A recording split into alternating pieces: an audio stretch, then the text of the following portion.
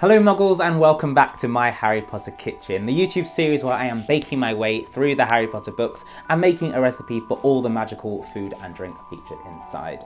If you missed last week's recipe where we made these lightning bolt homemade cornflakes, then check out the link down below in the description to catch up. But it's another Magic Monday, so let's see what recipes we've got today.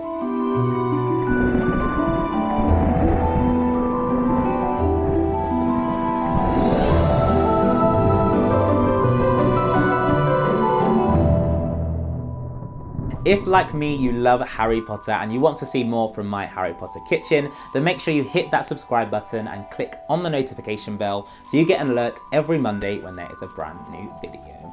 But without further ado, let's get back into it.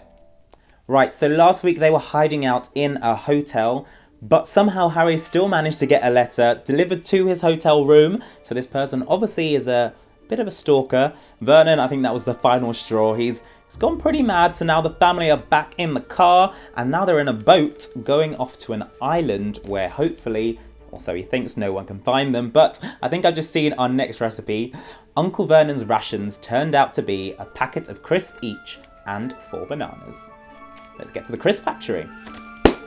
For this recipe you will need potatoes, around 200 grams per bag, some maltodextrin. I'll explain exactly how much you need in a moment, but it will vary depending on your flavourings. 50 grams of chorizo, 1 red pepper, 1 lime and some black pepper, 1 tablespoon of honey and 1 tablespoon of whole grain mustard, and then some sweet potatoes, beetroot, parsnips and carrots. So there's going to be quite a few fun foodie facts throughout this episode, but we're going to start with the type of potato to use when you're making crisps. Now, if you ever got a packet of crisps from the supermarket, you'll know when you open them up, the crisps are nice and light in colour. But if you ever fried potatoes at home, whether you're making chips or crisps, sometimes they go quite golden brown. And that is because of the sugar content in that potato, which caramelises as it cooks. So when you're making homemade crisps, you want to find a variety of potato that has a low sugar content. The best ones that I find in the supermarket are called russet potatoes. They've got quite a dark skin, but when you peel them off, they are the normal light coloured potato, and of course they have less than 1% sugar, which is perfect for making crisps. To begin making your crisps, of course, you need to slice your potatoes, and I'm going to do mine in a food processor using my KitchenAid attachment. Of course, you can do this by hand, and actually sometimes I prefer doing it by hand if you want to get them really thin, but the KitchenAid does quite a good job itself. You can adjust how thick or thin you want them using the toggle on the side, and then it speeds up the process so you can go through a whole batch of potatoes in less than a minute. If you do want to find out more about my KitchenAid and the different accessories, then you can also check out my KitchenAid stand mixer review, which I'll leave a link for down in the description. Once your potatoes are nice and sliced, you need to rinse off the excess starch. Otherwise, your crisps will stick together when they fry. This is going to take a good few rinses in some cold water, leaving them in the cold water for a while, letting it extract all the starch, and then rinsing them and repeat. Once you're happy that the water is all running clear, drain off the potatoes one more time and then use some kitchen roll to dry them out.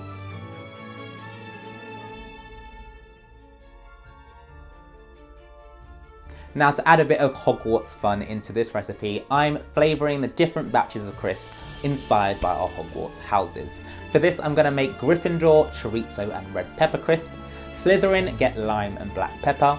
Our Hufflepuffs are going to have a honey mustard flavoured crisp, and our Ravenclaws, being the intelligent ones they are going for the more healthy option of root veg chips. You can start preparing your flavourings by chopping up your ingredients. Dice your chorizo and slice your red pepper and then place them into a baking tray with a little bit of oil before popping them under the grill for about 5 minutes.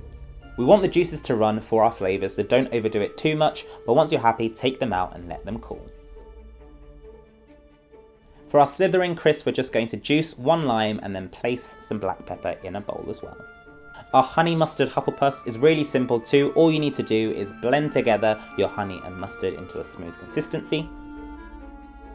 And for our Ravenclaw root veg chips, you can use the same method you did for your standard potatoes, slicing your sweet potatoes, beetroot, parsnips and carrots.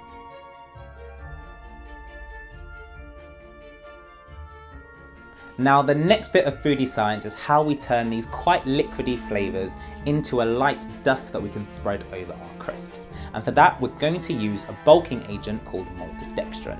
For those of you who are gym lads, like myself of course, you might actually know maltodextrin is in quite a lot of bulking, protein powders and things like that. So I also got mine from some health food stores.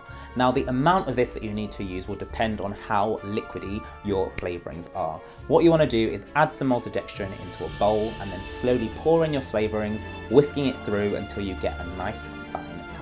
So for our Gryffindor chorizo and red pepper, I'm going to blitz it together in a blender really quick and then spread some over the maltodextrin, whisking it really fast. And as you can see, the proteins in the maltodextrin are soaking up all the liquids and turning them into a light fluffy powder. Once you're happy with the consistency, it should be like a thick fake snow. You want to sieve it through and push through as much of the flavouring flakes as you can.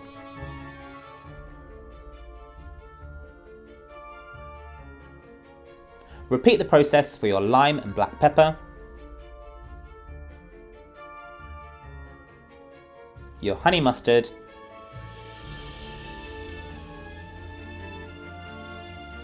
and you don't need to do anything with your root veg chips. We're just going to use some salt.